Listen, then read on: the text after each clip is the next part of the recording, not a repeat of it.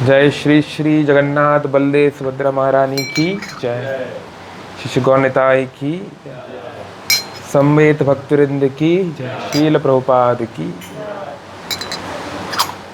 जय। राधा माधव कुंज बिहारी गोपी जाना बल्लभ गिरिवर धारी।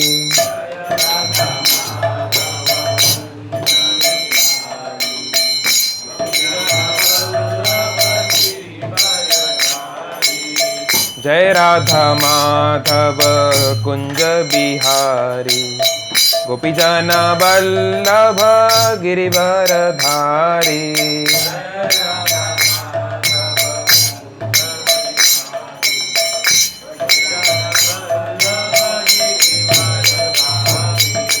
यशोदानंदन ब्रज जन रंगन यमुना तीरवनचारी।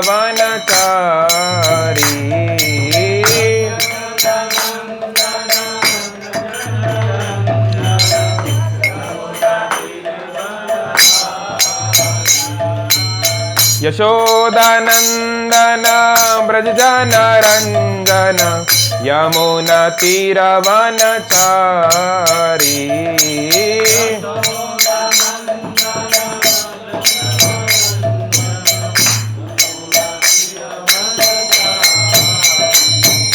जय राधा माधव कुंज बिहारी गोपी जन बल्लभ गिरिवर धारी।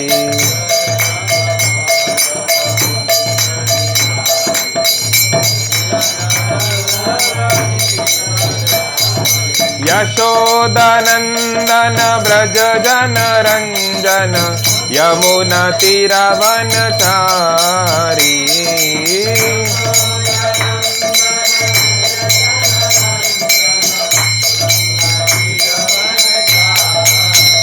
जय जगन्नाथ जय बलदेव जय सुभद्रा माई जय सुदर्शना।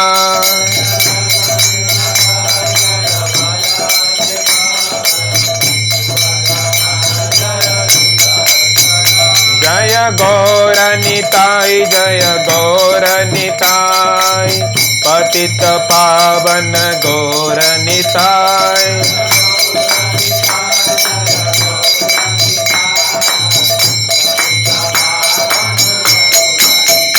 जय जय प्रभुपाद प्रभुपाद प्रभुपाद जय जय प्रभुपाद।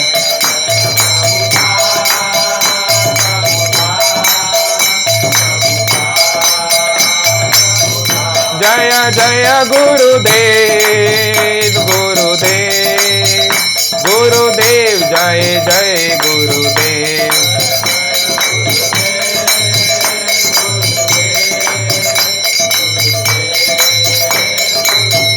निताई गौर हरि बोल हरि बोल हरि बोल निताई गौर हरि बोल।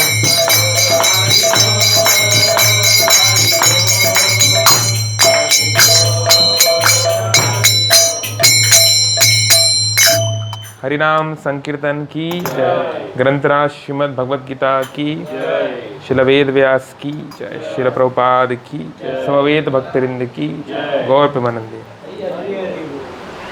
हरे कृष्णा। सभी भक्तों के चरणों में प्रणाम करते हुए आज मुझे ये सेवा दिया गया है श्रीमद् भगवद गीता पाठ करने का। तो हम लोग आज पढ़ रहे हैं अध्याय 3 कर्मयोग श्लोक क्रमांक 19।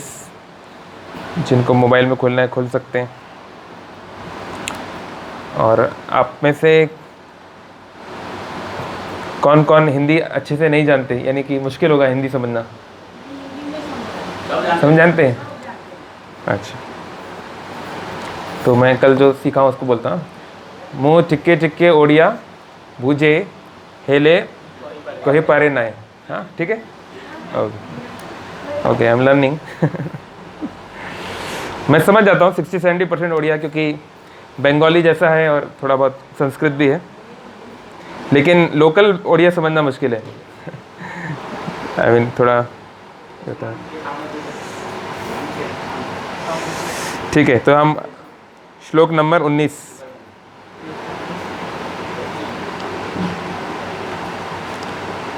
अगर आप लोग मोबाइल पे निकालना चाहे तो निकाल लीजिए। तस्माद् असक्तः सततं कार्यं कर्म समाचर असोक्तो हि आचरन् कर्म परम आपनोति पुरुषः। तस्मात् असक्तः सततं कार्यं कर्म समाचर असक्तो हि आचरन् कर्म परम आपनोति पुरुषः। तस्मात् असक्तः सततं कार्यं कर्म समाचर असक्तो हि आचरन् कर्म परम आपनोति पुरुषः। शब्दार्थ, अनुवाद और तात्पर्य। कृष्ण कृपा मूर्ति श्री श्रीमद् अभय चरणारविंद भक्तिवेदांत स्वामी शिल प्रभुपाद जी के द्वारा। शिल प्रभुपाद की जय।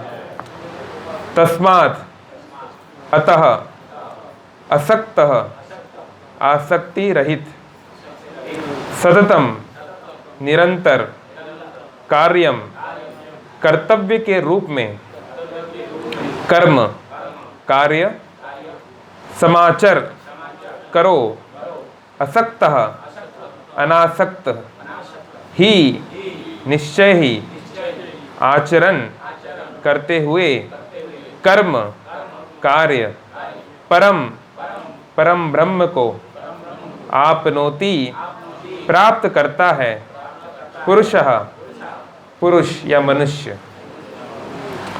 अनुवाद।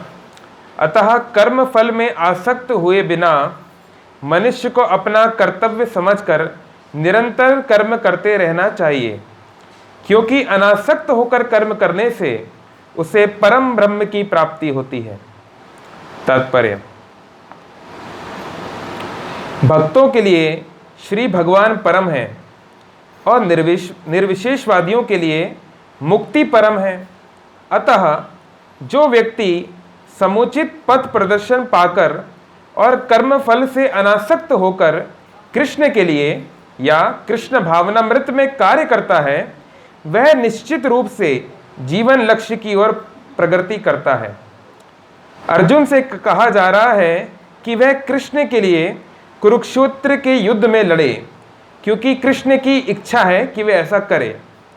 उत्तम व्यक्ति होना या अहिंसक होना व्यक्तिगत आसक्ति है, किंतु फल की आसक्ति से रहित होकर कार्य करना परमात्मा के लिए कार्य करना है।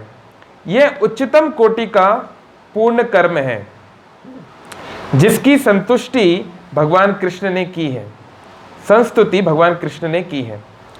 नियत यज्ञ जैसे वैदिक अनुष्ठान उन पाप कर्मों की शुद्धि के लिए किए जाते हैं जो इंद्रिय तृप्ति के उद्देश्य से किए होते हैं, किंतु कृष्ण भावनामृत में जो कर्म किया जाता है वह अच्छे या बुरे कर्म के फलों से परे है। कृष्ण भावना भावित व्यक्ति में फल के प्रति लेश मात्र आसक्ति भी नहीं होती। वह तो केवल कृष्ण के लिए कार्य करता है। वह समस्त प्रकार के कर्मों में रत रहकर भी पूर्णतया अनासक्त बना रहता है। ओम अज्ञानतिमिरान्धस्य ज्ञानञ्जनशलाकया चक्षुरुन्मीलितं येन तस्मै श्रीगुरवे नमः। श्रीचैतन्यमनोभीष्टं स्थापितं येन भूतले स्वयं रूपः कदा मह्यं ददाति स्वपदान्तिकं। वन्देऽहं श्रीगुरो श्रीयुतापदकमलं श्रीगुरुन् वैष्णवांश्च। श्रीरूपं साग्रजातं सहगण रघुनाथान्वितं तं सजीवं साद्वैतं सावधूतं परिजनसहितं कृष्णचैतन्यदेवं। श्रीराधा कृष्णपादान् सहगणललिता श्रीविशाखान्वितांश्च। नमो ओं विष्णुपादाय कृष्णपृष्ठाय भूतले श्रीमते भक्तिवेदांत स्वामिनिति नामिने।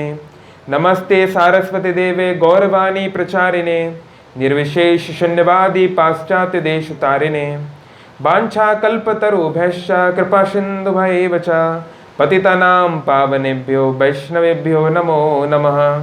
हे कृष्ण करुणा सिंधु दीनबंधो जगतपते गोपेश गोपिका कांत राधा कांत नमस्तुते। तप्त कांचन गौरांगी राधे वृंदावनेश्वरी वृषभानुसुते देवी प्रणमामि हरिप्रिये। नमो महावदन्याय कृष्ण प्रेम प्रदायते कृष्णाय कृष्ण चैतन्य नामने गौरतुषे नमः। नीलाचल निवासाय नित्याय परमात्मने बलभद्र सुभद्राभ्यम जगन्नाथाय ते नमः। श्री कृष्ण चैतन्य प्रभु नित्यानंद श्री अद्वैत गदाधर श्रीवासादि गौर भक्त वृंद। हरे कृष्णा कृष्णा कृष्णा हरे हरे हरे राम राम राम हरे हरे। हरे कृष्ण। तो ये भगवद गीता का तीसरा अध्याय चल रहा है कर्मयोग, जिसमें भगवान शुरुआत कर रहे हैं कि व्यक्ति को किस प्रकार से कार्य करना चाहिए। तो योग मतलब क्या होता है? योग का अर्थ क्या है?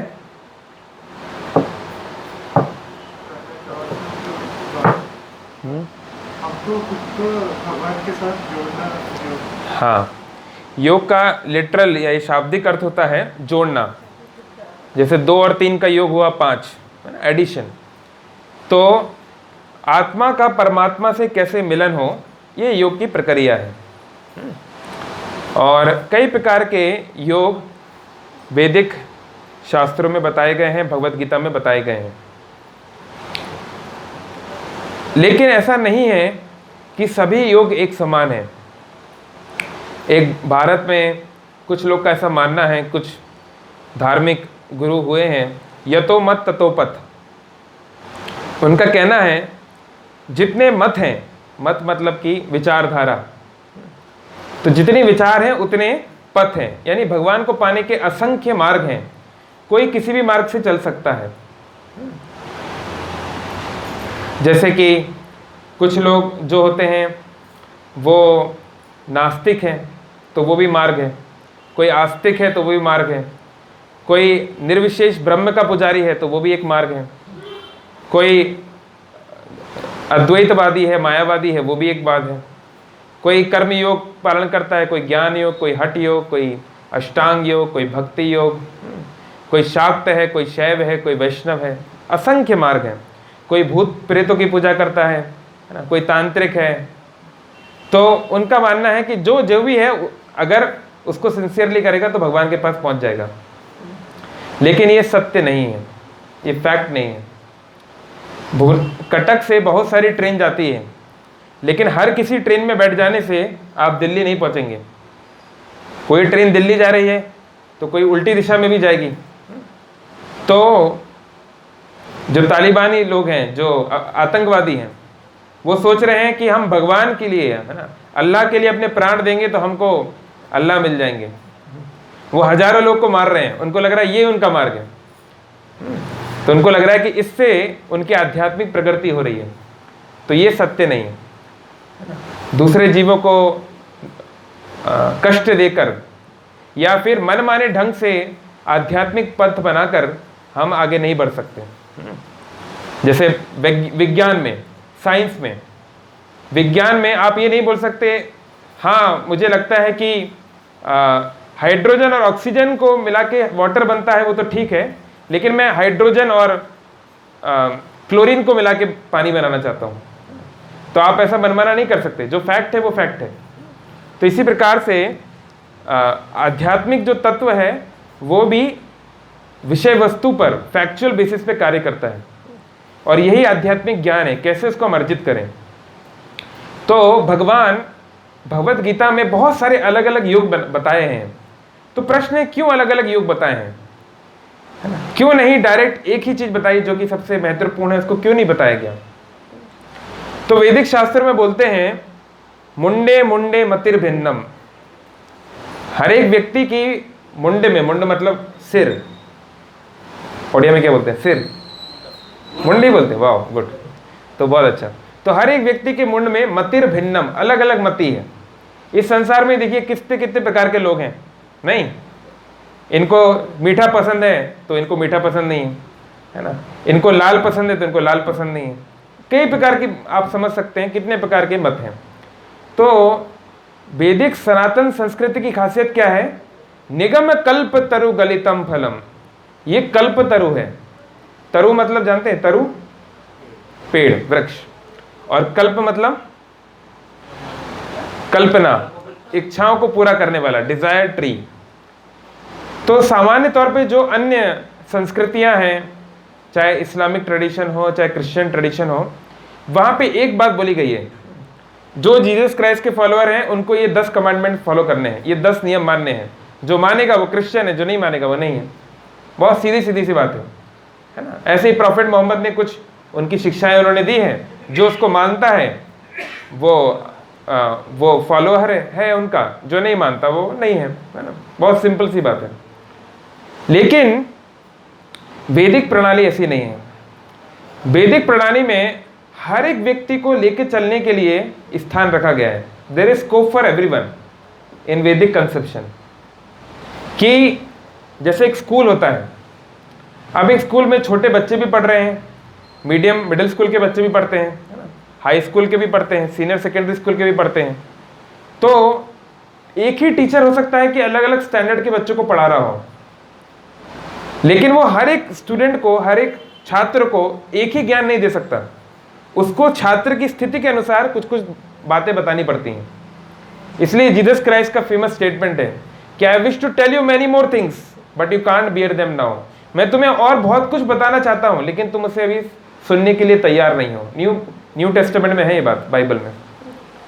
तो ऐसे ही वैदिक शास्त्रों में आप कई बार हम सोच सकते हैं, इतने सारे देवी देवता हैं, इतनी प्रकार की पूजा पद्धति है, पूरा कंफ्यूजन है, तो ऐसा क्यों डिजाइन किया गया है?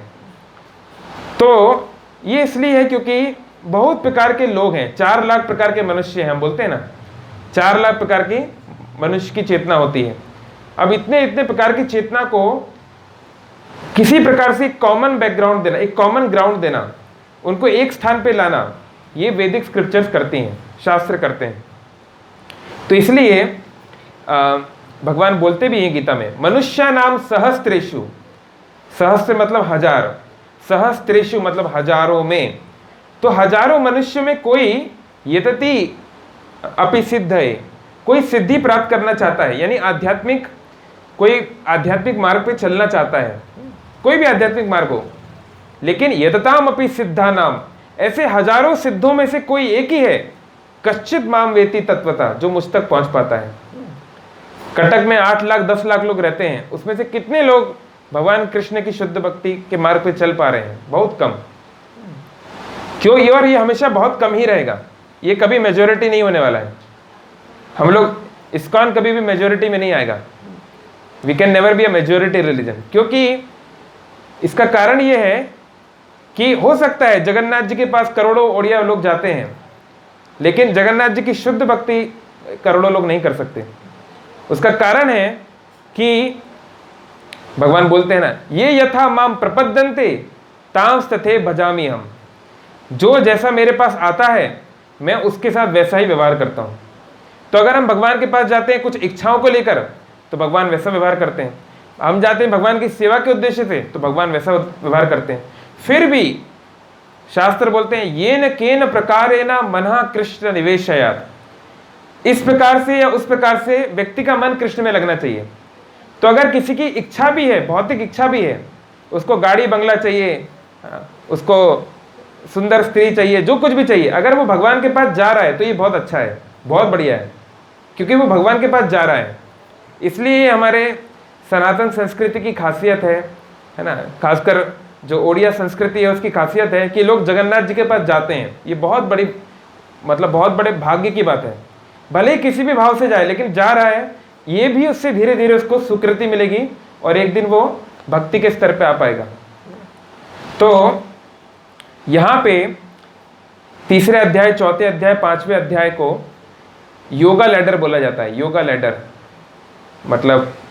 मतलब होता है सीढ़ी, और तो योग की सीढ़ी, इसका क्या मतलब है, जैसे एक सीढ़ी में बहुत सारे रग्स होते हैं, रग्स मतलब बहुत सारे लेवल्स होते हैं ना, तो यानी कि मान लीजिए एक हाथ वाली सीढ़ी है जिसको आप लेके घूम सकते हैं, तो पहला स्टेप होता है, फिर दूसरा होता है, फिर तीसरा होता है, इस प्रकार से।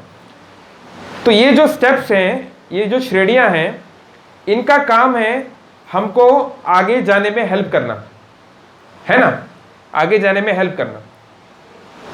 लेकिन अगर आप कोई व्यक्ति सीढ़ी पे ही बैठ जाए, वो सोचे सीढ़ी पे ही मेरा रहना है, मुझे आगे नहीं जाना है, तो ऐसे व्यक्ति की कभी अच्छी गति नहीं हो सकती, है ना।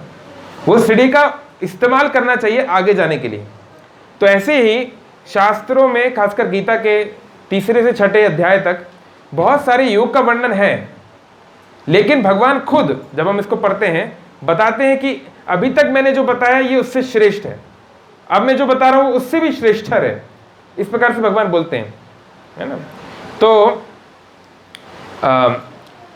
ये लैडर को हम कैसे समझ सकते हैं, तो इसलिए वैदिक शास्त्रों में बताया गया है कैसे हमको आनंद में रहना है। सारे वैदिक शास्त्रों का सार है वेदांत सूत्र, और वेदांत सूत्र का 12वां श्लोक है आनंदमयो अभ्यासात। हम जो कुछ भी अभ्यास करते हैं, हम जो कुछ भी काम करते हैं, आनंद की प्राप्ति के लिए ही करते हैं। जो स्टूडेंट है वो पढ़ाई क्यों कर रहे हैं, कल इनका एग्जाम है, ये एग्जाम देने आए हैं ऋषभ, है ना, ये क्यों देने आए हैं, ताकि ये अच्छे मार्क्स ला सकें। क्यों अच्छे मार्क्स ला सकें, ताकि आगे चल के इनको एक अच्छी नौकरी मिले या एक अच्छा वो बिजनेस सेटअप करें। अच्छा, उससे क्या होगा, उससे उनको धन मिलेगा। तो धन से क्या होगा, धन से मैं वो सारी चीजें लेकर आ सकता हूं घर पे, मैं वो कुछ खरीद सकता हूं जिससे मुझे लगता है कि मुझे आनंद प्राप्त होगा। तो अल्टीमेटली जो ऑब्जेक्टिव है वो आनंद है। व्यक्ति आनंद प्राप्ति के लिए ही करता है ना, जो कुछ भी काम करता है। तो शास्त्र ये नहीं बोल रहे हैं कि आनंद में मत रहो, खुश मत रहो, नहीं, खुशी के लिए तो हम सारा काम करते हैं, पर शास्त्र बोलता है कि आनंद में आना कैसे है वो समझो, है ना। तो हम सामान्य तौर पे संसार में आनंद की क्या परिभाषा हम समझते हैं, लोग सोचते हैं खाओ पियो ऐश करो, खूब अच्छे से खाओ पियो, बहुत पैसा कमाओ, है ना। अमेरिका में बोलते हैं वर्क हार्ड पार्टी हार्ड, खूब मेहनत करो, खूब पैसा कमाओ, रात भर खूब पार्टी में एंजॉय करो, लड़का लड़की आपस में डांस करो, शराब पियो, ड्रग्स पियो, खूब एंजॉय करो। तो ये एक तरीका है आनंद को प्राप्त करने का, ये भी आनंद के लिए ही लोग कर रहे हैं। पर समस्या क्या है, जड़ विद्या जत मायार बेबव, कि इसमें कुछ रस है, नो डाउट इसमें रस है, इसमें प्लेजर है, लेकिन ये जो सुख है ये क्षणिक है। भगवान बोल रहे हैं भगवद गीता में, व्हाट इज दैट श्लोका, दुख योने ये बते आदि, हाँ, मात्र स्पर्शस्तु कौन्तेय शीतोष्ण सुख दुखदाह आगम अपायनो अनित्यस तम स्थितिक्षव भारत। तो दुख योनेव एवचे, एक और जगह पे भी बोल रहे हैं। तो भगवान बोल रहे हैं ये जो सुख मिलता है, इंद्रियों का सुख, ये दुख की योनि है। योनि मतलब होता है माता का वो अंग जिसमें बच्चे का जो अंड है वो डेवलप होता है, बच्चा बड़ा होता है ना। यानी योनि मतलब सोर्स, जहां से हम आते हैं, स्तोत्र। तो ये दुख की योनि है। क्यों, आदिवंत तू कौन्तेय, उसका आदि है और उसका अंत भी है। तो होता क्या है, मान लीजिए अभी किसी का जवान शरीर है, वो यंग है, तो वो अच्छे से खूब सारा खा सकता है ना, बहुत सारा वो यौन संबंधों को, सेक्स लाइफ को एंजॉय कर सकता है, बहुत कुछ कर सकता है, लेकिन वो हमेशा नहीं चलेगा ना। उसका शुरुआत है और उसकी अंत है, और वो भी लिमिटेड है। ऐसा नहीं कि व्यक्ति कुछ भी कर सकता है किसी भी स्तर तक। सपोज मुझे गुलाब जामुन बहुत अच्छा लगता है, तो मैं 1 खाता हूँ, 2 खाता हूँ, 5 खाता हूँ, 10 खाता हूँ, 15-20 गुलाब जामुन खाने के बाद वो गुलाब जामुन से मुझे नफरत होने लगेगी, अरे और मत खिलाओ, है ना, पेट सहन नहीं कर पाएगा, नहीं। तो ये बात हर चीज के लिए, हर इंद्रिय तृप्ति के लिए ये बात होती है। अति सर्वत्र वर्जते, किसी भी चीज की अति जो है हम सहन नहीं कर पाते, किसी भी चीज की, है ना। तो हमारा जो शरीर है उसका एंजॉयमेंट करने की एबिलिटी लिमिटेड है। वो एंजॉय नहीं कर सकता लगातार। और आत्मा का नेचर क्या है? आत्मा को लगातार एंजॉयमेंट चाहिए। आत्मा उस मछली की तरह है जो पानी के बिना आते ही तड़पने लगती है। तो ऐसे ही आत्मा का नेचर है सच्चिद आनंद। अगर आनंद नहीं मिलता है तो आत्मा को अनकंफर्टेबल लगता ही है, उसको दिक्कत होना लगती है। तो इसलिए ये आत्मा के लिए शरीर, ये भौतिक शरीर जो है वो उसके लिए कंपैटिबल नहीं है, उसको जमता नहीं है ना। जैसे आत्मा है सत, सत मतलब शाश्वत, इसलिए हम में से कोई मरना नहीं चाहता। कोई हम में से है जो मरना चाहता है? कोई नहीं चाहता कि उसके माता पिता की मौत हो। कोई चाहता है क्या? कोई नहीं चाहता उसके बच्चों की मौत हो। क्यों? क्योंकि आत्मा का नेचर है इटर्निटी। आत्मा को पसंद नहीं है ये रिश्ते बनाना फिर तोड़ना, फिर बनाना फिर तोड़ना। आत्मा का नेचर है लंबा, लॉन्ग लास्टिंग, इटर्नल। लेकिन इस संसार में हो नहीं सकता। या तो आप जिनको प्रेम करते हैं वो चले जाएंगे, या एक दिन आप चले जाओगे। तो इस सब कारणों से अब मान लीजिए मैं किसी से बहुत प्रेम करता हूं, बहुत प्रेम करता हूं, और मान लो वो सच्चा प्रेम भी है। मान लो हम लोगों के बीच में कोई जो प्रेम है वो किसी रुपए पैसे के लिए, यश के लिए नहीं है, मान भी लिया। जैसे माता और बच्चे का प्रेम होता है ना, वो किसी साधारण कारण के लिए नहीं होता, वो गहरा प्रेम होता है, लेकिन वो हमेशा नहीं रहेगा। तो जब माँ चली जाएगी तो वो दुख जो है वो इतना महान दुख है कि वो सारे सुख को कवर कर देगा, है ना। जैसे मान लीजिए जब अगर हमारा कोई मूड ऑफ होता है, मान लीजिए कोई हमको कुछ बोल दिया, या मान लीजिए हमारा दिन अच्छा नहीं चल रहा है, तो कोई आपको कुछ भी ला के दे दे, मान लो सुमन प्रो आपको ला के दें आपका फेवरेट डिश, रसगुल्ला ला के दें, है ना, ये जो कुछ भी आपको अच्छा लगता है आपको ला के दें, आपका खाने का मन नहीं करेगा, क्योंकि मन का जो आनंद है वो शरीर के आनंद से श्रेष्ठ है। तो इस तरह हम समझ सकते हैं कि हमें ये जानना पड़ेगा कि हम क्या करें जिससे हम लगातार आनंद में रह सकें, तभी हम सही मायने में संतुष्ट होंगे, सही मायने में हमारे जीवन की सिद्धि होगी। तो इसलिए शास्त्रों में बताया गया ठीक है तुम्हें आनंद करना है ना, शास्त्रों के अनुसार आनंद में रहो। मान लीजिए तुम्हें खाना पीना है, तुम अच्छा अच्छा खाओ, लेकिन हम जैसे बता रहे वैसे खाओ। तुमको घूमना फिरना है, घूमो फिरो, लेकिन हम कुछ बातें बता रहे हैं उसके अनुसार करो। अगर तुम्हें सेक्स लाइफ एंजॉय करना है, सुंदर पति या सुंदर पत्नी चाहिए, कोई बात नहीं लो, लेकिन एक हम कुछ बातें बता रहे हैं उसको पालन करो, है ना। यह है शास्त्र की विधि। अगर खाना खाना है तो भगवान को भोग लगा के खाओ जो खाना है। फिर शास्त्र में वर्णन है किस प्रकार का खाना खाना चाहिए, है ना, सतोगुणी आहार लेना चाहिए, मांस मछली इत्यादि नहीं करना चाहिए। लेकिन मान लीजिए कोई व्यक्ति है जो नहीं छोड़ सकता, अब वो मांस खाए बिना रह ही नहीं सकता, तो शास्त्र बोलते कोई बात नहीं, ठीक है, कम से कम गाय का मांस मत खाओ, अन्य जीवों का मांस खा सकते हो। अगर मांस खाना है तो एक ही दिन खा पाओगे तुम। कौन से दिन? अमावस्या के दिन। अमावस्या के दिन जाओ काली के मंदिर में, जाओ काली के मंदिर में जाके बलि दो, है ना। मांस जो हम बोलते हैं मांस, हिंदी में, उड़िया में क्या बोलते हैं? मांस। ये संस्कृत शब्द है मां अंश, मां अंश, जिसको हिंदी में मांस बोल दिया जाता है। मां मतलब मेरा, अंश मतलब पार्ट। तो मांस मतलब आज मैं तुम्हारा अंग ले रहा हूं, आज मैं तुमको ले रहा हूं, बाद में तुम मुझे ले सकते हो। तो जिस जानवर को हम आज मार रहे हैं, इस जन्म में, अगले जन्म में कभी वो हमको भी मार सकता है, वो कर्मा हिट करेगा बैक।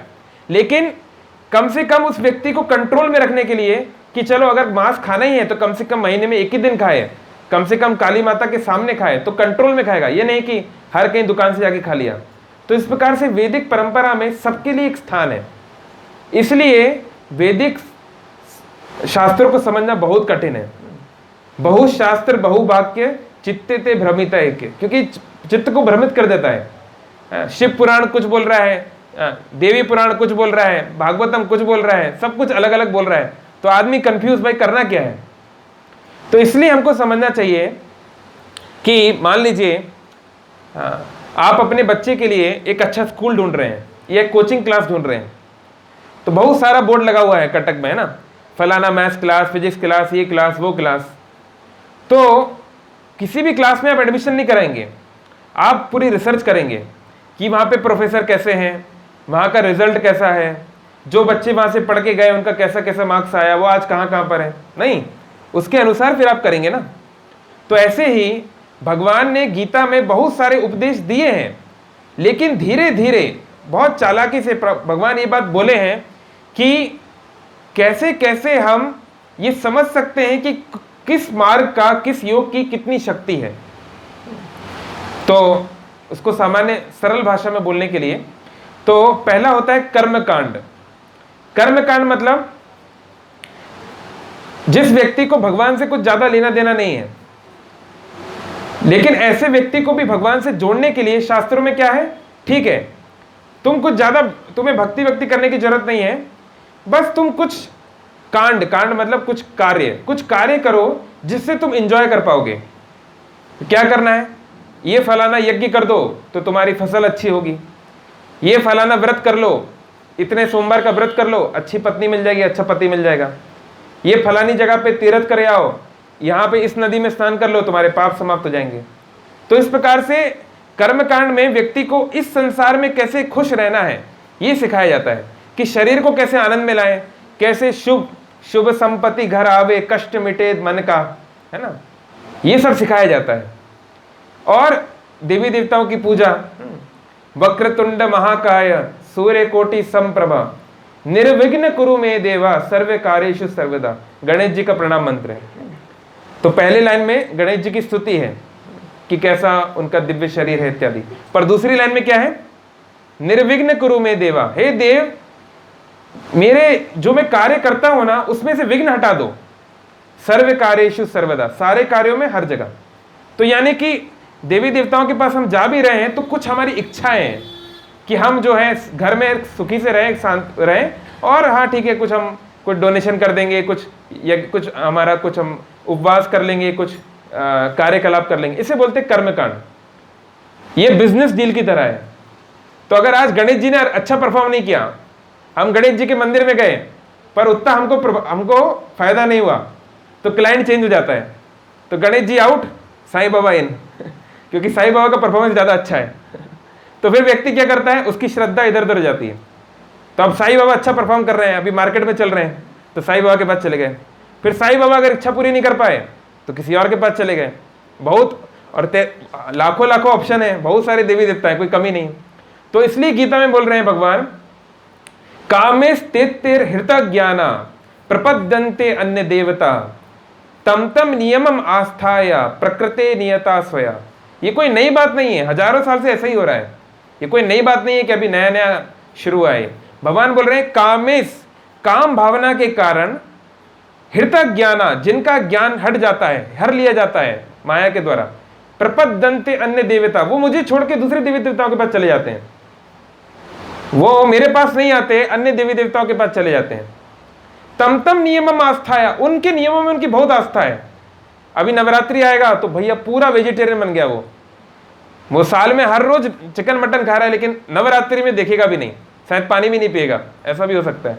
बहुत आस्था है, बहुत हजारों किलोमीटर की वो यात्रा कर रहा है, बहुत सारा तप कर रहा है, अग्नि में लगा रहा है, दिन भर अलग अलग व्रत कर रहा है, बहुत कुछ कर रहा है। तम तम नियमम आस्थाया प्रकृति नियता स्वया, प्रकृति उसकी जैसी स्थिति है, उसका जैसा नेचर है, उसके अनुसार वो लग गया है। लेकिन भगवान ने इस चीज को भी विरोध नहीं किया है। भगवान बोले ठीक है करने दो, पर अल्प बुद्धि जो ऐसा करते हैं उनकी बुद्धि कम है। लेकिन भगवान ने फिर भी बोला कि कर सकते हैं, लेकिन ये कोई बहुत अच्छा तरीका नहीं है। तो फिर आप क्या बोल रहे हैं, तो आप क्या बोल रहे हैं, प्रभु जी क्या देवताओं के पास नहीं जाना चाहिए, क्या केवल भगवान विष्णु के पास जाना चाहिए, क्या आप यहाँ पे क्या लड़ाई करवाना चाहते हो? नहीं, हम ये नहीं बोल रहे हैं। हम खुद 2-3 दिन पहले फ्राइडे के दिन हम लोग गए थे तारा तारिणी मंदिर, गंजम डिस्ट्रिक्ट। आप में से कितने लोग गए हैं? आप लोग नहीं गए? तारा तारिणी मंदिर का नाम नहीं सुना आप लोगों ने? ये तो बहुत फेमस है। अच्छा, आप में से अधिकतर लोग गए नहीं हैं, जाना चाहिए, बहुत सुंदर स्थान है। हमको जाने का अवसर मिला और कुछ प्रसाद भी मिला देवी का।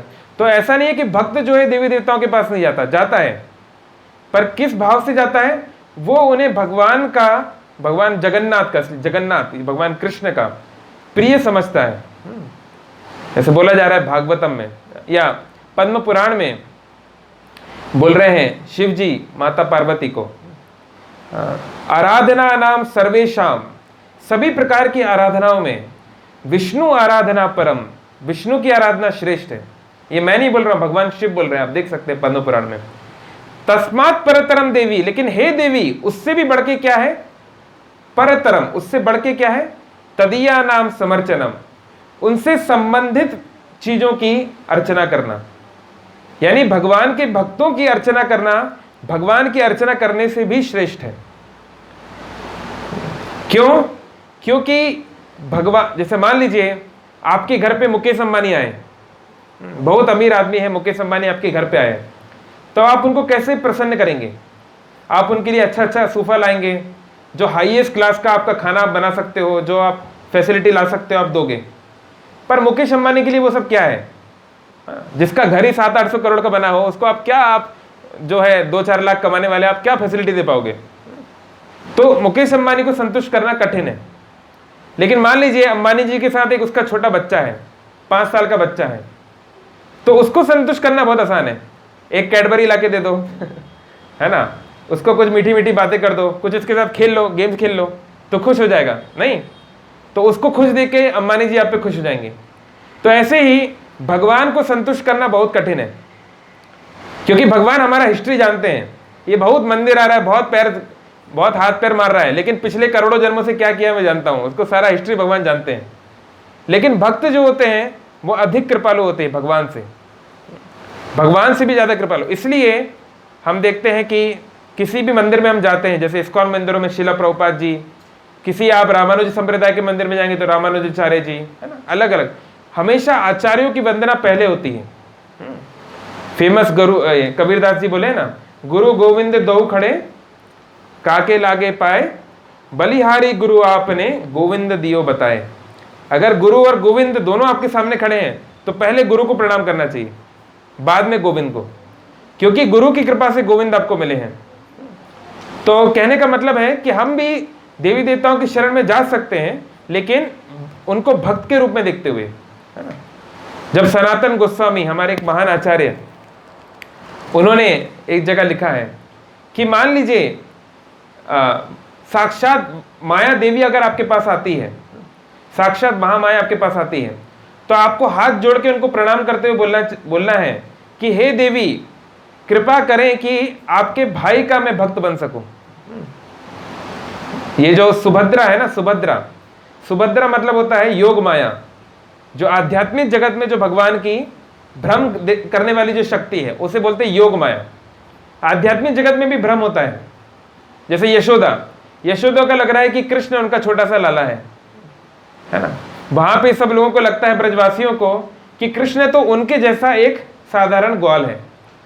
तो ये बात सत्य नहीं है, फैक्चुअल नहीं है, लेकिन इसे बोलते हैं माया। ये माँ मतलब नहीं, या मतलब वह जो नहीं है उसको माया बोलते हैं, इल्यूजन। और योग मतलब मिलाने वाली। तो ये जो सुभद्रा देवी है, योग माया है, ये हमको कृष्ण से मिलाती है ना। ये कृष्ण के ऊपर जो बहुत सारे टाइटल लगे हुए हैं कि कृष्ण भगवान है, जगन्नाथ है, ये है वो है, उसको हटा के व्यक्ति को कृष्ण से जोड़ती है। ये योग माया का काम है। लेकिन इस संसार में जो माया है उसे बोलते हैं महामाया। वो क्या करती है? व्यक्ति को कृष्ण से दूर करती है। वो कृष्ण का जो स्वरूप है उसको ढांक देती है। तो इस कारण से तो सुभद्रा और भद्रा मतलब दुर्गा देवी। तो हम लोग इस संसार में रह रहे हैं ना। दुर्गा का मतलब होता है दुर्ग की रखवाली करने वाली।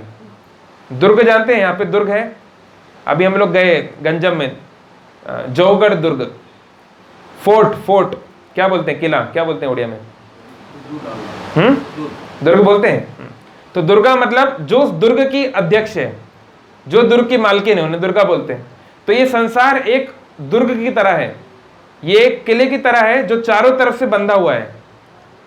पर यहाँ पे जो दीवारें हैं ना, वो दीवारें खुली हुई हैं, कोई दीवार नहीं है, लेकिन व्यक्ति यहां से जाना ही नहीं चाहता। ये ऐसा प्रिजन है। मतलब सोचिए, ऐसा कोई प्रिजन हो, ऐसा कोई जेल हो जहां पे कैदी खुद ही ना जाना चाहते हो, वो वहीं रहना चाहते हो। कितनी अजीब बात है। लेकिन हमारी हालत वैसी है, हम लोग इस जगह से जाना ही नहीं चाहते, हम लोग यहीं रहना चाहते हैं। और इस संसार में हमको कई प्रकार के क्लेश मिलते हैं, कई प्रकार के दुख मिलते हैं, लेकिन फिर भी हम लोग सचेत नहीं होते। महाभारत में यमराज ने यक्ष का रूप लेकर युधिष्ठिर से बहुत सारे प्रश्न किए। आप लोग शायद स्टोरी जानते होंगे।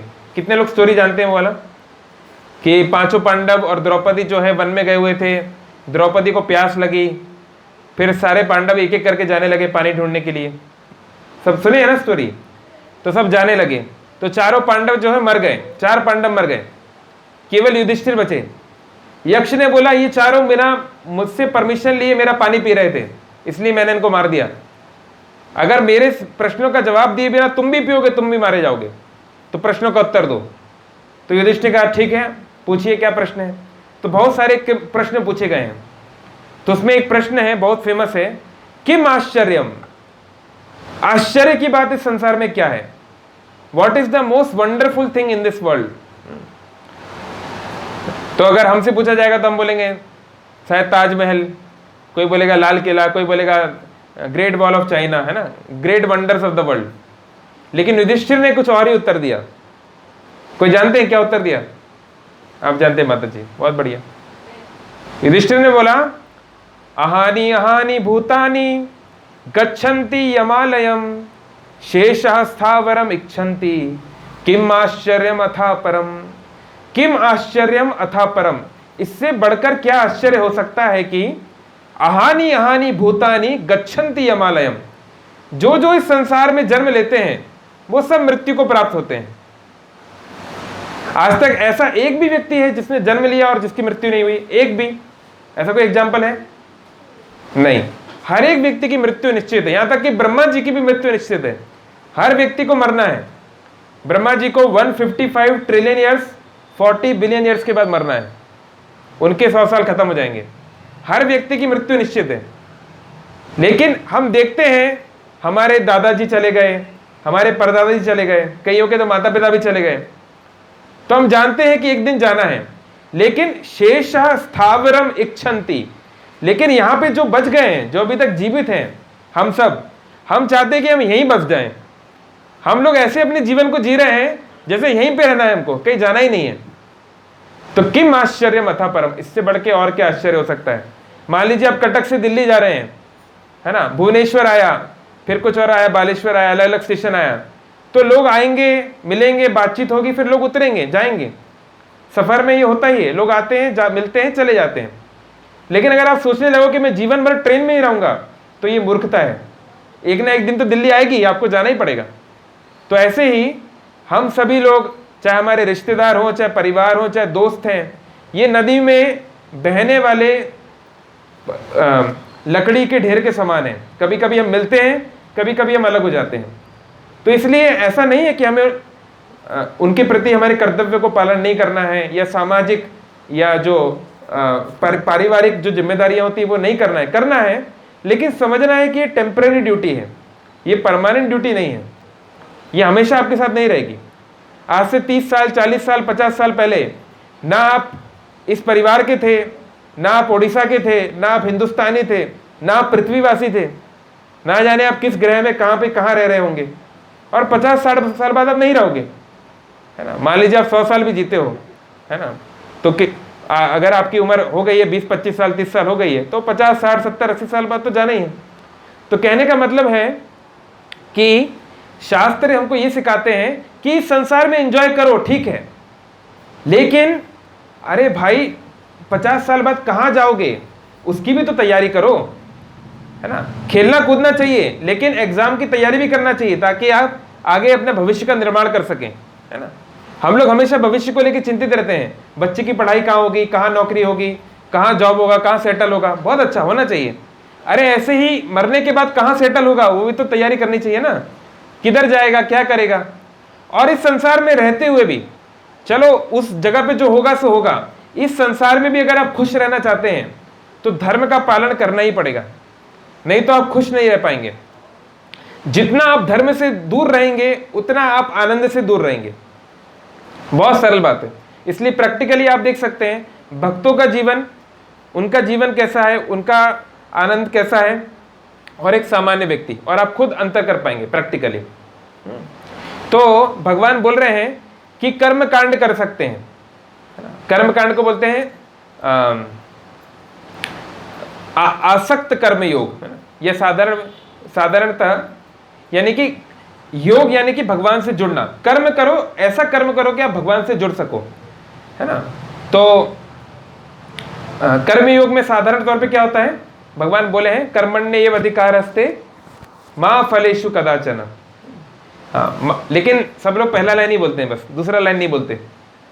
मान लीजिए मैं डॉक्टर के पास गया, मैं लास्ट वीक डॉक्टर के पास गया था, SCV के पास, है ना, वहाँ पे एक डॉक्टर के पास। तो मान लीजिए उसने आपको 6 दवाई लिख के दी, तो 2 दवाई जो है वो मीठी मीठी है, मीठी मीठी गोली है, तो आपने कहा हाँ ये मैं ले लूँगा, और 2 कड़वी है, तो आपने कहा ये हटाओ इसमें मज़ा नहीं आ रहा है, तो आप 2 खा रहे हो और 2 नहीं खा रहे, तो क्या होगा, आप अच्छे से ठीक हो पाओगे? नहीं। तो ऐसे ही लोग ये श्लोक भी कोट करते हैं, कर्मण्येव एव अधिकारस्ते, पर दूसरी लाइन कोट नहीं करते, क्योंकि दूसरी लाइन करेंगे तो फंस जाएंगे। तो एक ही लाइन, वो एक श्लोक बोल रहे हैं गीता में से, उसमें से भी पूरी लाइन नहीं बोलते हैं। तो भगवान बोल रहे हैं कि कर्म पे आपका अधिकार है, फल के ऊपर आपका अधिकार नहीं है। मां कर्म फल हेतुर्भुर, और भगवान बोल रहे हैं कि कर्म फल पर भी आपका अधिकार नहीं है। इसका ये मतलब ये हुआ कि तुम जो कुछ तुम्हें मिलता है, फल से कंपेयर किया गया, क्यों? अगर हम एक पेड़ उगाते हैं तो हम फल के लिए उगाते हैं, है ना, हमको फल चाहिए ना। हम जब पैडी उगाते हैं, राइस, अन्न उगाते हैं, उस फसल को क्या बोलते हैं? हमें धान जब उगाते हैं तो वो अन्न की प्राप्ति के लिए उगाते हैं ना, तो हम सबको फल चाहिए। तो भगवान बोल रहे हैं लेकिन फल के ऊपर भी तुम्हारा अधिकार नहीं है। आप बोलोगे अरे ये क्या बात है भाई, पूरे 6 महीने तक मेहनत मैंने की, पूरा पसीना मैंने बहाया, और आप जो है डायलॉग मार दिए कि आपका अधिकार नहीं है, ऐसा थोड़ी ना होता है। तो भगवान समझाते हैं 18वें अध्याय में, ठीक है हम फसल जोत सकते हैं, हम बैलगाड़ी से फसल जोत सकते हैं, पर बारिश को हम कंट्रोल कर सकते हैं क्या? अगर बारिश नहीं होगी तो आपका फसल आ जाएगी क्या? या ज्यादा बारिश हो गई, फ्लड आ गया, तो आपकी बारिश आप कर लोगे क्या? है ना, हमने कोविड में देख लिया। आप बहुत साइंस में हम प्रोग्रेस कर सकते हैं, लेकिन अगर प्रकृति अपने पे आ गई, अगर नेचर हमको लेसन सिखाने पे आ गया, तो कोई कुछ कर सकता है क्या? नहीं कर पाएगा। तो इसलिए हमको ये समझना है कि इस संसार में हम बहुत छोटे से, हमारी कोई स्थिति है ही नहीं, ना के बराबर है हम लोग, हमारी कोई स्थिति नहीं है। एक बार श्रील प्रभुपाद जी लॉस एंजलिस मंदिर में थे, अमेरिका में, और वहाँ उस मंदिर के जो अध्यक्ष थे, उनको कुछ बात पे थोड़ा घमंड आ गया कि देखो मैं तो कितना अच्छा मंदिर चलाता हूँ, कितने लोग आ रहे हैं, इस प्रकार से। तो प्रभुपाद जी ने उनको बुलाया, तो प्रभुपाद जी ने श्रीमद् भागवतम उनको बोला लाने के लिए। तो श्रीमद् भागवतम अगर आप लोगों ने देखा है, उसके पहला जो स्कंद है, फर्स्ट कैंटो, उसका जो कवर है, उसमें एक ड्राइंग बनी हुई है, उसमें एक पिक्चर बना हुआ है। तो उसमें प्रभुपाद जी ने पूछा उनसे, भक्त से, कि इसमें तुम्हें क्या दिख रहा है? तो भक्त ने उत्तर दिया कि महाविष्णु के शरीर से करोड़ों करोड़ों ब्रह्मांड निकल रहे हैं, असंख्य ब्रह्मांड निकल रहे हैं। तो प्रभुपाद जी ने फिर एक ब्रह्मांड की ओर उंगली की, इसमें तुम्हें क्या दिख रहा है? उन करोड़ों करोड़ों ब्रह्मांड में से ये एक ब्रह्मांड है। इस ब्रह्मांड के एक ब्रह्मा जी हैं, है ना, जिनके 4 मुख हैं, और इस ब्रह्मांड में करोड़ों करोड़ों खरबों ग्रह हैं, जिनकी कोई गिनती नहीं है, इतने ग्रह हैं। तो फिर प्रभुपाद जी ने पृथ्वी की ओर उंगली की, तो अब आपको ये क्या दिख रहा है? तो भक्त बोला इन करोड़ों करोड़ों ग्रह में से पृथ्वी एक ग्रह है जहां पे हम लोग रहते हैं। तो प्रभुपाद जी ने कहा बहुत अच्छा। फिर प्रभुपाद जी ने एक ग्लोब लाया, तो ग्लोब में अमेरिका को दिखाया।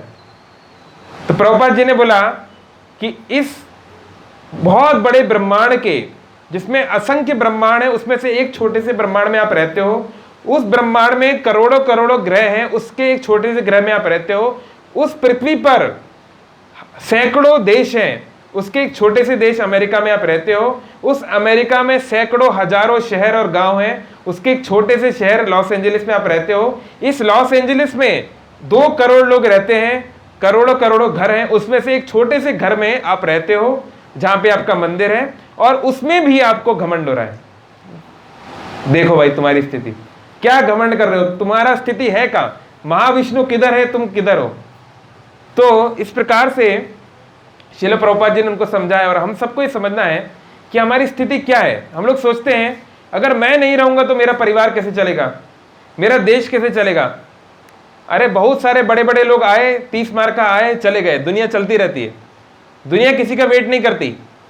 है ना। बहुत बड़े बड़े लोग आते हैं, क्रांतिकारी आते हैं, गांधी जी आते हैं, सब आते हैं, लोग आगे, देश आगे बढ़ता है। वो चले भी गए तो भी देश चलता रहेगा, कुछ रुकता नहीं है ना।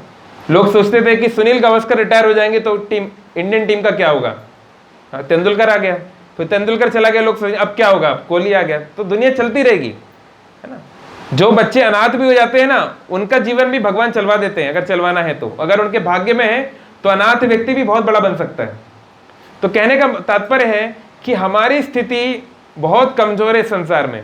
हम लोग इस प्रकृति के सामने बिल्कुल, हमारी कोई वैल्यू नहीं है, हमारा कुछ औकात नहीं है, हमको कभी भी गिराया जा सकता है। इसलिए भगवान बता रहे हैं कि कर्म ऐसा करना है कि व्यक्ति योग कर सके। तो कर्म योग और कर्म में अंतर होता है। लोग, हर कोई बोल देता है मैं तो एक कर्म योगी हूं। अरे कर्म योगी बनना भी इतना आसान नहीं है। मान लीजिए एक चोर बोले तो कई लाख लोग बोलते कर्म ही पूजा है, वर्क इज वर्शिप। तो मान लीजिए मैं एक चोर हूं, मेरा कर्म है चोरी करना। मैं जाता हूं रात को लोगों के घर पे चोरी करता हूं, तो यही मेरी पूजा है। चोरी मेरी पूजा और मर्डर मेरा धर्म, है ना। ऐसा बोल सकता है क्या? तो आप बोल रहे कर्म ही आपकी पूजा है। तो हमको ये समझना चाहिए कि जब हम कोई कार्य करते हैं ना, तो चाहे अनचाहे हम पाप कर बैठते हैं। शास्त्रों में, भागवतम में उदाहरण दिया गया है, अगर व्यक्ति कुछ खाना बनाता है ना, अगर वो आग जला रहा है तो 5 प्रकार के प्राणियों की वो हत्या करता है। 5 प्रकार के प्राणी मर जाएंगे निश्चित। जीवाणु मरते हैं, है ना, जो बैक्टीरिया, जो वायरसेस रह रहे हैं वो मरते हैं, जो सब्जियों के जो बनाने के दौरान जो इंसेक्ट्स होते हैं वो सब मरते हैं, है ना, जो साफ सफाई के दौरान चींटी वीटी बहुत सारे मरते हैं। तो घर के नॉर्मल कार्यों में भी हर रोज हम 5 प्रकार के प्राणियों को मारते ही हैं, गारंटेड। अगर आप वेजिटेरियन भी हो तो भी आप किलिंग करते हो। कई बार ये प्रश्न पूछा जाता है कि चलो आप बोल रहे हैं कि जानवर की हत्या करना पाप है, तो क्या पेड़ पौधों की हत्या करना पाप नहीं? हाँ पाप है, लेकिन वो एक स्तर का पाप नहीं है ना। मान लीजिए मर्डर करना भी, ये बैठे हुए हैं हमारे लॉयर बैठे हुए हैं, देखिए मर्डर करना भी एक क्राइम है। और मान लीजिए किसी की दुकान से 10 रुपए चोरी कर लिया, वो भी क्राइम है। पर दोनों एक स्तर का क्राइम नहीं है, दोनों एक लेवल का क्राइम नहीं है ना। उसके लिए हो सकता है आपको आजीवन सजा मिल जाए, आपको सजाए मौत भी मिल जाए मर्डर के लिए, लेकिन चोरी करने के लिए थोड़ा ना सजाए मौत दी जाएगी। तो ऐसे ही मान लीजिए कोई व्यक्ति अपने स्वार्थ के लिए, क्योंकि ये बात तो सच है, शास्त्र बोलते हैं जीवो जीवस्य जीवनम, एक जीव दूसरे जीव का जीवन है, यानी कि फूड चेन। अगर मुझे जीवित रहना है तो मुझे किसी और को मार के खाना पड़ेगा, ये तो निश्चित है। लेकिन अब मेरे पास चॉइस है, क्या मैं उतनी बड़ी गाय को मार के खाऊं, क्या मैं बकरी को मार के खाऊं, क्या मैं वो चिकन को मार के खाऊं, या मैं पेड़ पौधों को खाऊं। ये मेरे पास चॉइस है। और जैसे हम चॉइस लेते हैं उसके वैसे कॉन्सिक्वेंस होते हैं। हम जिस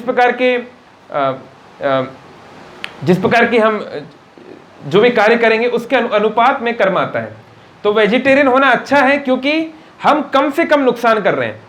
मारना तो है लेकिन पेड़ पौधे को मार रहे हैं। पेड़ पौधे का और एक गाय का कंपैरिजन नहीं किया जा सकता। आप कोई बोलेगा नहीं क्या पेड़ पौधे को दर्द नहीं होता? तो पेड़ पौधे का नर्वस सिस्टम नहीं होता है, उसको हमारी तरह दर्द नहीं होता।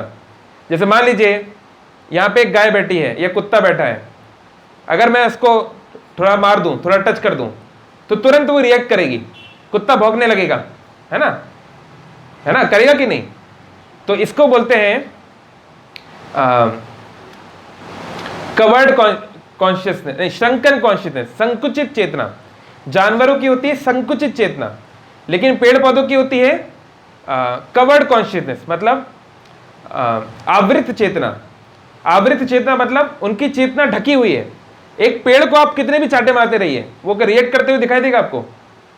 वो कुछ उत्तर करता है, प्रतिक्रिया हो सकता है उसको फील हो, लेकिन उसकी फीलिंग उस स्ट्रांग नहीं होगी, है ना। उसको ना पेन उस लेवल का होता है, ना प्लेजर उस लेवल का होता है। इसलिए एक पेड़ को काटना, एक पौधे को काटना और एक जानवर को काटना एक बात नहीं है। और जानवर में भी एक गाय को काटना और एक मुर्गी को काटना एक बात नहीं है। जैसे मनुष्य की हत्या, है ना, हो सकता है कि अगर आप एक शेर को मारोगे तो आपको सजा मिलेगी सरकार के द्वारा, है ना, लेकिन एक शेर को मारना, एक कुत्ते को मारना और एक मनुष्य को मारना एक नहीं है, क्योंकि मनुष्य के अंदर ज्यादा संभावना है, वो ज्यादा कुछ कर सकता है। लेकिन फिर भी पेड़ पौधे को मारना भी पाप है। तो क्या करें? तो इसलिए भगवान बोल रहे हैं यद करोषि यद अश्नाशी यद जुहोसी ददाशी यश यद तपस्यसि कौन्तेय तत्कुरुष्व मद अर्पणम। भगवान बोल रहे हैं जो करते हो, जो खाते हो, जो देते हो, जो दान करते हो वो मुझे करो। तत्कुरुष्व मद अर्पणम, मुझे अर्पण करो। क्यों भैया आपको काहे को अर्पण करें? क्योंकि भगवान जो है वो पाप पुण्य से ऊपर है। भगवान को कोई पाप नहीं लग सकता, क्योंकि भगवान ने ही सब कुछ बनाया है। भगवान का ही वो पेड़ है, भगवान का ही वो पौधा है, भगवान का ही वो गाय है, भगवान का ही वो बकरी है ना? तो इसलिए भगवान बोल रहे हैं कि जो कुछ खाते हो वो मुझे अर्पण करो। अब लेकिन प्रॉब्लम ये कि भगवान हर कुछ नहीं खाते, भगवान मांस ग्रहण नहीं करेंगे। भगवान बोल रहे हैं पत्रम पुष्पम फलम तोयम, भगवान सात्विक आहार लेते हैं। इसलिए अगर आपको पूरी तरीके से कर्म के मतलब नो कर्मा फूड खाना है, ऐसा फूड खाना है कि जिससे आपको कर्म ना लगे, आपको पाप कर्म ना लगे, तो एक ही तरीका है, भगवान को भोग अर्पित करके प्रसाद ग्रहण करें। यही एकमात्र तरीका है, और कोई तरीका नहीं है ना? हम लोग जो दूध पीते हैं आज के ज़माने, जो हम डेयरी वाला दूध पीते हैं, इसमें गाय के साथ बहुत अत्याचार होता है। इसलिए अगर हो सके तो डेयरी का दूध ना लें, गाय वाले से दूध लें, क्योंकि डेयरी मिल्क में बहुत अत्याचार होता है, बहुत क्रूरता होती है, इंजेक्शन लगाया जाता है, कई प्रकार की चीज़ें। मैं यहाँ आने से पहले जब उज्जैन में था तो मैं गौशाला का मैनेज करता था। तो एक गाय को कुछ समस्या थी, तो डॉक्टर बोला इंजेक्शन लगा दो, इंजेक्शन लगा के बच्चा ले लो। तो हमने मना कर दिया, हमको नहीं चाहिए बच्चा, लेकिन हम ये सब नहीं करेंगे। तो कहने का मतलब है कि लेकिन सामान्य लोग तो इसको नहीं मानेंगे ना, वो तो रुपया पैसा के लिए कुछ भी कर सकते हैं। तो हमको चाहिए कि हमें समझना पड़ेगा कि अगर हम ये सोचते हैं कि मैं केवल पुण्य करूंगा, लोग बोलते हैं मैं कभी किसी का बुरा नहीं करता, हो ही नहीं सकता। आप चाहे अनचाहे बुरा करोगे ही, ये जगत ऐसा ही है, आप बिना बुरा किए रह ही नहीं सकते, इट्स नॉट पॉसिबल। इसलिए हमको अच्छा भी छोड़ना है, बुरा भी छोड़ना है, ना केवल बुरे कर्म छोड़ने हैं, अच्छे कर्म भी छोड़ने पड़ेंगे। केवल और केवल आध्यात्मिक कर्म शुरू करने पड़ेंगे। आत्मा के स्तर पे कृष्ण की सेवा के लिए कार्य करना शुरू करना पड़ेगा, तभी हम सही मायने में कर्म योग कर पाएंगे। कर्म योग का मतलब है कर्म करना योग के लिए, भगवान से जुड़ने के लिए कार्य करना। तो जब व्यक्ति भगवान से जुड़ने के लिए कार्य करेगा तो वो ऐसा काम नहीं करेगा जो कि भगवान को या भगवान के भक्तों को दुख पहुंचाए, है ना? उसको मॉरलिटी के लेसन देने की जरूरत नहीं है, नैतिकता सिखाने की जरूरत नहीं है, क्योंकि वो अपने आप ही नैतिक होगा, है ना? जो व्यक्ति 12वीं की पढ़ाई कर रहा है वो already 2nd class 5th class के बातों को जानता है, उसको ऑलरेडी आपको बोलने की जरूरत नहीं है, झूठ मत बोलो, मर्डर मत करो, ये मत करो, वो मत करो, जो कई सारे और धर्मों में बताया गया है। तो कहने का मतलब है कि कर्मयोग करना भी इतना आसान नहीं है, भक्ति योग तो बहुत दूर की बात है। कर्मयोग करने के लिए भी व्यक्ति को अपने कर्म फल को भगवान को देना पड़ेगा, जो कि सामान्य तौर पे लोग नहीं करना चाहते, है ना? तो इसलिए कर्मयोग, हर कोई कर्मयोग नहीं है, और कर्मयोग के नाम पे हम कुछ भी अनाप शनाप करते रहेंगे। हम सोचेंगे हम जो चाहे कर रहे हैं, यही कर्म है, यही कर्मयोग है, यही पूजा है, ये है वो है, तो वही हाल होगा जो हो रहा है अभी संसार का। भारत में करीब 80-90 करोड़ हिंदू हैं, है ना? अगर उनमें से अगर कुछ % लोग भी जेन्युइनली योग कर रहे होते, कोई भी योग, चाहे कर्म योग हो, चाहे ज्ञान योग हो, चाहे भक्ति योग, तो आज हमारे देश की हालत नहीं होती जो है। हमारे देश की हालत है क्योंकि धर्म के नाम पे सब नौटंकीबाजी चलता है, मैक्सिमम नौटंकी। किसी को पता ही नहीं वो क्या कर रहा है, क्यों कर रहा है, आत्मा क्या है, परमात्मा क्या है। हम लोग मंदिर में जाते हैं, हाथ पैर जोड़ते, सब करते हैं, मंदिर से बाहर आते ही गाली गलौज, मंदिर से आते ही दूसरे को लूटना, मारना, परेशान करना, है ना, भ्रष्टाचार करना। तो हम सोचते हैं कि मंदिर, भगवान इतना मूर्ख है कि हम उसको मंदिर के अंदर कुछ और दिखाएंगे, मंदिर के बाहर कुछ और करेंगे। तो इस प्रकार से हम केवल अपने आप को मूर्ख बना रहे हैं।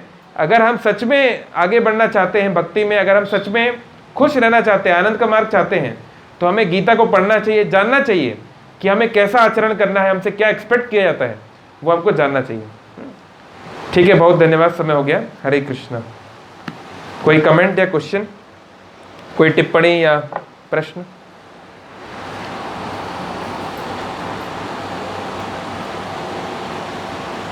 नहीं? चलिए, बहुत अच्छा है। तो हम सब भक्ति योग का पालन करने का प्रयास कर रहे हैं, इसको हम प्रयास करते रहें। और कर्म योग भी बहुत बड़ी बात है, हम लोग तो कर्म योग भी अच्छे से नहीं कर पाते। और अगर हम लोगों को हमें जागरूक करना चाहिए कि हर कोई कर्म जो है वो कर्मयोग नहीं होता। जब हम कर्म को भगवान की सेवा में लगाते हैं तब वो कर्मयोग बनता है। तो इस प्रकार से करने से व्यक्ति स्वयं आनंद में रह सकता है और वो दूसरे लोग को भी आनंद के मार्ग से जोड़ सकता है। ठीक है, हरे कृष्ण। श्री श्री जगन्नाथ बलदेव सुभद्रा महारानी की जय। श्री श्री गौर निताई की जय। शील प्रभुपाद की जय। समवेत भक्तवृंद की जय। निताई गौर प्रेमानंदी।